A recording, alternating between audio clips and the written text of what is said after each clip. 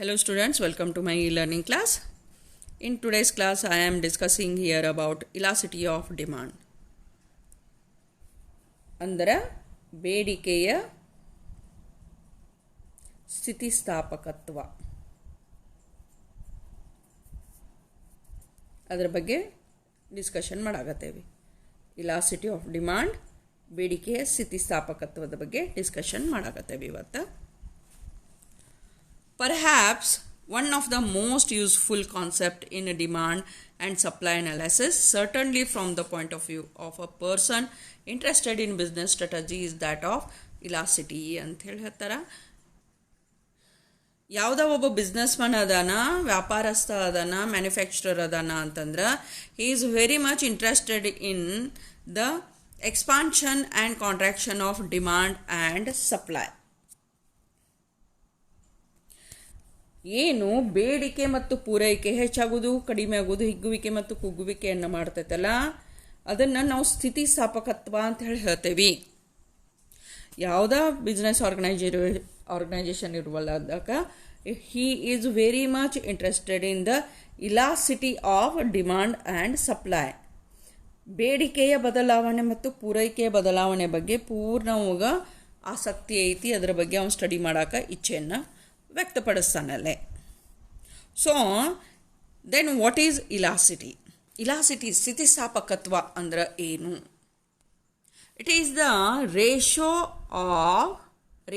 Of relative change of dependent variable to the relative change in an independent variable. ಸ್ವತಂತ್ರ ಚಲಕದ ಬದಲಾವಣೆಯಿಂದ ಆದಂತಹ dependent ವೇರಿಯೇಬಲ್ದಲ್ಲಿ ಆದಂಥ ಬದಲಾವಣೆಯನ್ನು ನಾವೇನಂತೀವಿ? ಇಲಾಸಿಟಿ ಅಂತ ಹೇಳ್ತೇವೆ, ಸ್ಥಿತಿಸ್ಥಾಪಕತ್ವ ಅಂತ ಹೇಳಿ ಹೇಳ್ತೇವೆ. ಇಂಡಿಪೆಂಡೆಂಟ್ ವೇರಿಯೇಬಲ್ ಅಂತ ಹೇಳ್ತೇವೆ, ಸ್ವತಂತ್ರ ಚಲಕ ಅದು ಇನ್ನೊಂದು ಚಲಕದ ಬದಲಾವಣೆಯಿಂದ ಇದ್ರ ಮೇಲೆ ಯಾವುದೇ ಪ್ರಮಾಣದ ಅಲ್ಲೇ ಬದಲಾವಣೆ ಆಗಂಗಿಲ್ಲ, ಯಾವುದೇ ರೀತಿಯಾದ ಭೇದ ಆಗಂಗಿಲ್ಲ ಅಲ್ಲೇ. ಡಿಪೆಂಡೆಂಟ್ ವೇರಿಯೇಬಲ್ ಅಂತಂದ್ರೆ ಬೇರೆ ಒಂದು ಚಲಕದ ಬದಲಾವಣೆಯಿಂದ ಈ ವೇರಿಯೇಬಲದ್ದು ಈ ಚಲಕದ್ದು ಬದಲಾವಣೆ ಆಗ್ತೈತಿ, ಅದನ್ನು ಡಿಪೆಂಡೆಂಟ್ ವೇರಿಯೇಬಲ್ ಅಂತೇಳಿ ಹೇಳ್ತೇವೆ ನಾವಲ್ಲೇ. For example, when I was explaining about law of demand discussion ಮಾಡ್ತಿದ್ವಲ್ಲ, what it was? Increase in the price decreases the demand ಅಂತ ಹೇಳಿದ್ವಿ. Okay, decrease in the price increases the demand ಅಂತ ಹೇಳಾಕತ್ತೇವೆ. ಇಲ್ಲಿ ಏನು ಹೇಳಾಕತ್ತೇವೆ ನಾವಲ್ಲಿ? ಪ್ರೈಸ್ ಚೇಂಜಸ್ ಬಗ್ಗೆ ಹೇಳಾಕತ್ತೇವಿ, ಅದರ್ದ ರಿಲೇಟಿವ್ ರೆಸ್ಪಾನ್ಸ್ ಆನ್ ಡಿಮಾಂಡ್ ಹೇಳಾಕತ್ತೇವೆ ನಾವಲ್ಲೇ. ಓಕೆ, ಅಂದ್ರೆ ಬೆಲೆಯಲ್ಲಿ ಆದಂತಹ ಬದಲಾವಣೆ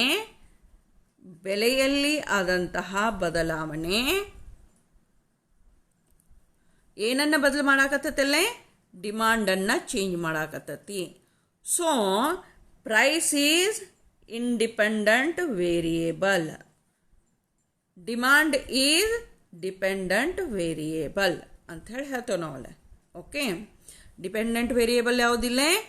ಡಿಮಾಂಡ್. ಯಾಕಂದ್ರೆ ಇದು ಎದುರ ಪೂರಕವಾಗಿ ಬದಲಾವಣೆಯನ್ನು ಹೊಂದಾಕತ್ತತಿ. ಪ್ರೈಸ್ ಹೆಂಗೆ ಚೇಂಜ್ ಆಕತಿ ಹಂಗೆ ಡಿಮಾಂಡ್ ಚೇಂಜ್ ಆಗಾಕತ್ತತಿ. ಸೊ ಪ್ರೈಸ್ ಏನಾಯ್ತು? ಇಂಡಿಪೆಂಡೆಂಟ್ ವೇರಿಯೇಬಲ್ ಆಯ್ತು. ಡಿಮಾಂಡ್ ಏನೈತಿ ಅಂತಂದ್ರೆ ಡಿಪೆಂಡೆಂಟ್ ವೇರಿಯೇಬಲ್ ಆಯ್ತು. ಓಕೆ, ಸೊ ಇಲಾಸಿಟಿ ಅಂದ್ರೆ ಏನು ಹೇಳಾಕತ್ತೇವೆ ನಾವೀಗ? ಸ್ಥಿತಿಸ್ಥಾಪಕತ್ವ ಅಂದ್ರೆ ಏನು ಹೇಳಾಕತ್ತೇವಿ? Ratio of the relative change ಅಂತ ಹೇಳಿ ಹೇಳ್ತೇವೆ ಅಲ್ಲಿ. Ratio of the relative change in dependent variable to the relative change in independent variable ಅಂತ ಹೇಳಾಕತ್ತೇವಿ. So elasticity is the relative change in dependent variable divided by ಏನು ಹೇಳಾಕತ್ತೇವಿ? divided by the relative change in independent variable ಅಂತ ಹೇಳಾಕತ್ತೇವಿ.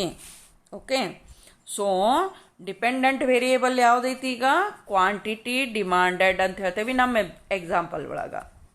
Okay, that should be divided by the independent variable that is price ಅಂತ ಹೇಳ್ತೇವೆ. ಡೈರೆಕ್ಟಾಗಿ ಇದನ್ನು ನಾವು calculation ಮಾಡಾಕತ್ತಿಲ್ಲ ಇಲಾಸ್ಟಿಟಿ ಒಳಗೆ. ಇಲ್ಲಿ ಏನು ಹೇಳಾಕತ್ತಾರ ಅವರಲ್ಲಿ ರಿಲೇಟಿವ್ ಚೇಂಜ್ ಅನ್ನೋ ಶಬ್ದ ಯೂಸ್ ಮಾಡಾಕತ್ತಾರೆ ಎರಡು ಕಡೆನೂ. ರಿಲೇಟಿವ್ ಚೇಂಜ್ ಅಂತ ಹೇಳಾಕತ್ತೇವೆ. ರಿಲೇಟಿವ್ ಚೇಂಜ್ ಅಂದರೆ ಇಲ್ಲಿ increase or decrease in the quantity demanded accordingly the increase or decreased change in the price ಅಂತ ಹೇಳಿ ಹೇಳ್ತೇವೆ ನಾವು ಅಲ್ಲೇ. ಓಕೆ, ಅದನ್ನು ನಾವು ಏನಂತ ಹೇಳಾಕತ್ತೇವಿ ಅಂತಂದ್ರೆ ಇಲಾಸಿಟಿ ಅಂತ ಹೇಳಿ ಹೇಳ್ತೇವೆ.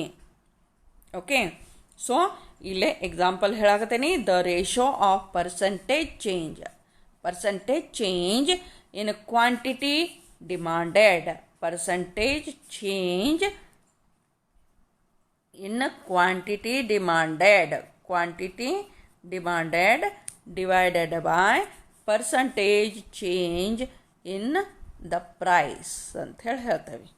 ಓಕೆ, ಎಕ್ಸಾಂಪಲ್ ಹೇಳ್ತಿರ್ಬೇಕಾದ್ರೆ ಇದನ್ನು ನಾವು ಲಾ ಆಫ್ ಡಿಮಾಂಡನ್ನು ಅಲ್ಲೇ ಬ್ಯಾಕಪ್ ಅಂತ ಹೇಳಿ ತೊಗೊಳಕತ್ತೀವಿ. ಲಾ ಆಫ್ ಡಿಮಾಂಡ್ ಇಲ್ಲೇ ಅಪ್ಲೈ ಆಗಕ್ಕೆ ರೀಸನ್ ಏನಂತ ಹೇಳಿದ್ದೀವಿ, ದ ಇನ್ವರ್ಸ್ ರಿಲೇಷನ್ಶಿಪ್, ವಿರುದ್ಧವಾದ ಸಂಬಂಧ ಅಂತ ಹೇಳ್ತೇವೆ. ಬೆಲೆ ಮತ್ತು ಬೇಡಿಕೆಯಲ್ಲಿ ವಿರುದ್ಧವಾದ ಸಂಬಂಧ ಐತಿ. ಯಾವುದ್ರ ನಡು ಬೆಲೆ ಮತ್ತು ಬೇಡಿಕೆ. ಓಕೆ, ಅದರ ಸಂಬಂಧ ಇದು ಲಾ ಆಫ್ ಡಿಮಾಂಡ್ ಗವರ್ನ್ ಆಗ್ತತಿ ಅಥವಾ ನಡೀತೈತಿ. It leads to the elasticity ಅಂತ ಹೇಳಿ ಹೇಳ್ತೇವೆ ನಾವು ಅಲ್ಲಿ. Okay, so elasticity of demand forms part of demand analysis and it helps in measurement of the magnitude of relationship ಅಂತ ಹೇಳ್ತೇವೆ. ಈ ಬೆಲೆ ಮತ್ತು ಬೇಡಿಕೆಯಲ್ಲಿ ಇರ್ತಕ್ಕಂತಹ ಬೆಲೆ ಮತ್ತು ಬೇಡಿಕೆಯಲ್ಲಿ ಇರ್ತಕ್ಕಂತಹ ಈ ಸಂಬಂಧ ಏನೈತಲ್ಲ ಅದರದ್ದು ಮ್ಯಾಗ್ನಿಟ್ಯೂಡ್ ನೋಡಾಕತ್ತದಲ್ಲಿ. Magnitude that means the more or less ರಿಲೇಷನ್ಶಿಪ್ಪನ್ನು ನೋಡಾಕತ್ತತಿ. ಓಕೆ,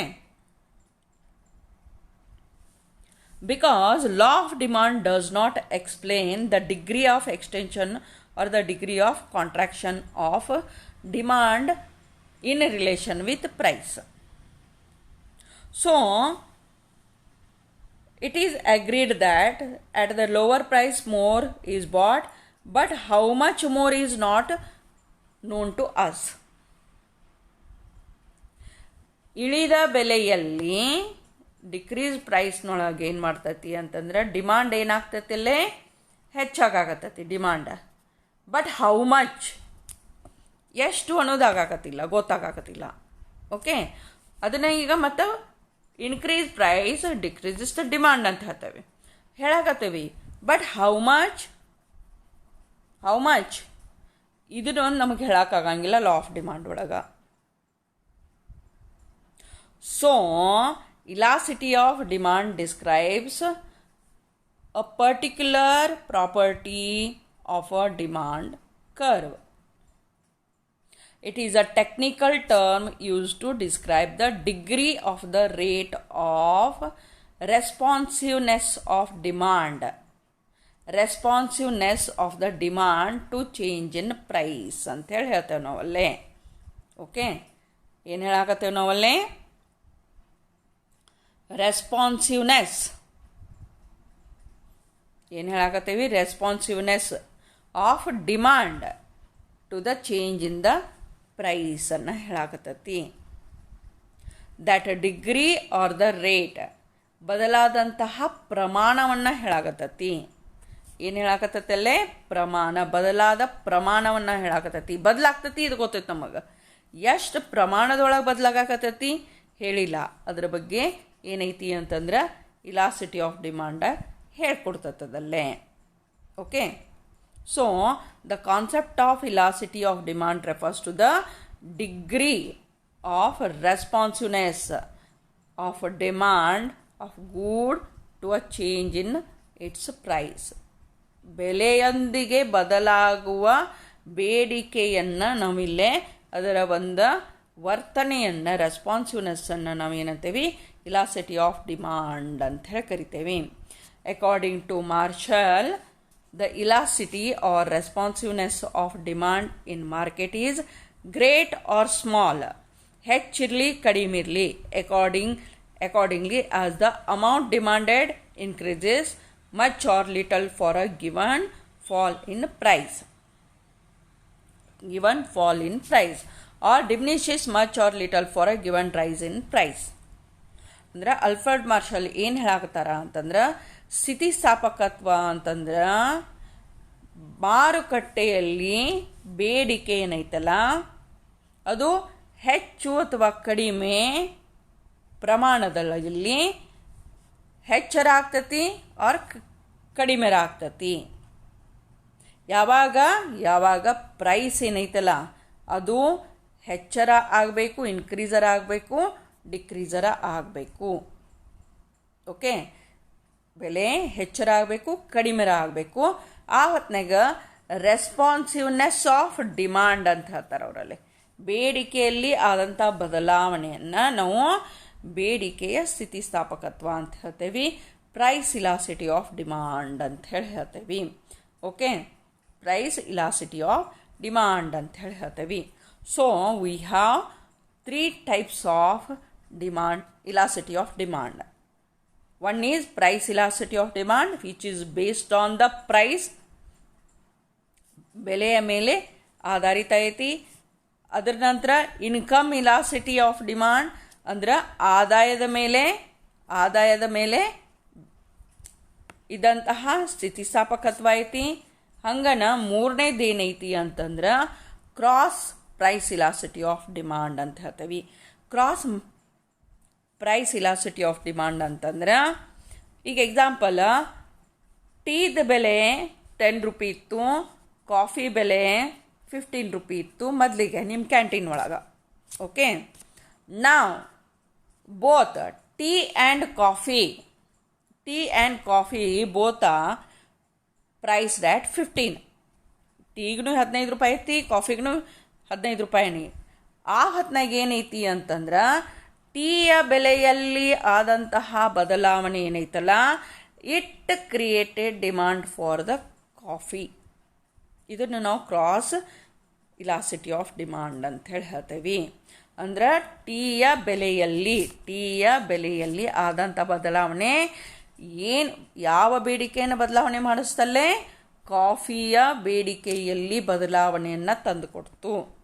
ಇದನ್ನು ನಾವೇನಂತೇವಿ ಅಂತಂದ್ರೆ cross price elasticity of demand ಅಂತ ಹೇಳಿ ಕರೀತೇವೆ. ನೆಕ್ಸ್ಟ್ ಮೂರನೇದು ಇನ್ಕಮ್ ಇಲಾಸಿಟಿ ಆಫ್ ಡಿಮಾಂಡ್, ಆದಾಯ ಸ್ಥಿತಿಸ್ಥಾಪಕತ್ವ ಅಂತ ಹೇಳಿ ಹೇಳ್ತೇವೆ. Which is based on the income of the ಕನ್ಸ್ಯೂಮರ್ನ ಒಂದು ಆದಾಯವನ್ನು ಆಧರಿಸಿದಂತಹ ಇಲಾಸಿಟಿ ಆಫ್ ಡಿಮಾಂಡ್ ಅದಾವ. ಇವೇನದಾವ 3 ಟೈಪ್ಸದ್ದು ಇಲಾಸಿಟಿ ಆಫ್ ಡಿಮಾಂಡ್ ಅದಾವ. ಅದರೊಳಗೆ ಫಸ್ಟ್ ಒನ್ ಆಗಲೇ ಡಿಸ್ಕಷನ್ ಮಾಡಾಕತ್ತಿದ್ದು ಯಾವ್ದು ಮಾಡಾಕತ್ತಿದ್ದೆ, ಪ್ರೈಸ್ ಇಲಾಸಿಟಿ ಆಫ್ ಡಿಮಾಂಡ್ ಮಾಡಾಕತ್ತಿದ್ನಲ್ಲ ನಾನು. Okay, so price elasticity of demand is calculated from the above formula. ED represents elasticity of demand, ಬೇಡಿಕೆಯ ಸ್ಥಿತಿಸ್ಥಾಪಕತ್ವ, ಬೇಡಿಕೆಯ ಬೆಲೆಯ ಸ್ಥಿತಿಸ್ಥಾಪಕತ್ವ ಅಂತ ಹೇಳಿ ಕರಿತೇವೆ. ED is equal to change in quantity demanded divided by change in price ಅಂತ ಹೇಳಿ ಹೇಳ್ತಾರೆ. That means ED is equal to delta quantity demanded divided by delta price ಅಂತ ಹೇಳಿ ಹೇಳ್ತೇವೆ. Then what is this delta? It is nothing but the percentage change in the quantity demanded, percentage change in the price ಅಂತ ಹೇಳಿ ಹೇಳ್ತೇವೆ. ಇದೇನು responsiveness ಐತಲ್ಲ ಇದು responsiveness ಯಾವಾಗಲೂ ಎಕ್ಸಾಕ್ಟ್ಲಿ ಇರ್ತೈತೆ ಅಂತಿರಂಗಿಲ್ಲ. That means ED equal to ಅದು 1ನ ಇರ್ತೈತಿ, 2ನ ಇರ್ತೈತಿ ಅಥವಾ 0ನ ಇರ್ತೈತಿ ಅಂತ ಹೇಳಕ್ಕೆ ಬರಂಗಿಲ್ಲ. It totally depends on the responsiveness of the consumer in the market ಅಂತ ಹೇಳಿ ಹೇಳ್ತೇವೆ ನಾವಲ್ಲೇ. ಓಕೆ, ದೇರ್ ಫೋರ್ ED ಅಂತಂದ್ರೆ ಏನು ಫಾರ್ಮುಲಾ ಕೊಟ್ಟಿವಿ, change in quantity demanded divided by change in price ಅಂತ ಹೇಳಿ ಹೇಳಿದೀವಿ ನಾವಲ್ಲೇ. Okay, so depending upon the magnitude of the change in a price elasticity of demand. ಇದನ್ನೇನೈತಲ್ಲ ಅದ ರೀಪ್ರೆಸೆಂಟೇಷನ್ ಏನು ಮಾಡ್ತೀವಿ ಅಂತಂದ್ರೆ ಪ್ರೈಸ್ ಇಲಾಸಿಟಿ ಆಫ್ ಡಿಮಾಂಡನ್ನು ED ಅಂತೇಳಿ ಹೇಳ್ತೇವೆ. ದಟ್ ಈಸ್ ಇಲಾಸಿಟಿ ಆಫ್ ಡಿಮಾಂಡನ್ನು ರೀಪ್ರೆಸೆಂಟ್ ಮಾಡ್ತೈತಿ. We have 5 classes of elasticity of demand. One is perfectly elastic demand. ಬೆಲೆಯಲ್ಲಿ ಆದಂಥ ಸ್ವಲ್ಪ ಬದಲಾವಣೆ ಬಹಳ ಪ್ರಮಾಣದ ಒಂದು ಬದಲಾವಣೆಯನ್ನು, ಬೇಡಿಕೆಯಲ್ಲಿ ಬಹಳ ಪ್ರಮಾಣದ ಬದಲಾವಣೆಯನ್ನು ತೋರಿಸ್ತತಿ. Another is perfectly inelastic demand where there is no change in the quantity demanded. ಬೇಡಿಕೆಯಲ್ಲಿ ಯಾವುದೇ ರೀತಿ ಬದಲಾವಣೆ ಆಗ್ಲಾರದನ್ನು ನಾವೇನು ಹಾಕತ್ತೇವೆ, ಪರ್ಫೆಕ್ಟ್ಲಿ ಇನ್ ಇಲಾಸ್ಟಿಕ್ ಡಿಮಾಂಡ್ ಅಂತ ಹೇಳಿ ಹೇಳಾಕತ್ತೇವಿ. ಮೂರನೇದು ರಿಲೇಟಿವ್ಲಿ ಇಲಾಸ್ಟಿಕ್ ಡಿಮಾಂಡ್ ಅಂತಂದ್ರೆ 10% ಪ್ರೈಸ್ ಇನ್ಕ್ರೀಸ್ ಆಗೈತಿ ಅಂತಂದ್ರೆ ಕ್ವಾಂಟಿಟಿ ಡಿಮಾಂಡೆಡ್ ಸುದೇಕ 10% ಆಗಬೇಕು. ಇದನ್ನು ರಿಲೇಟಿವ್ಲಿ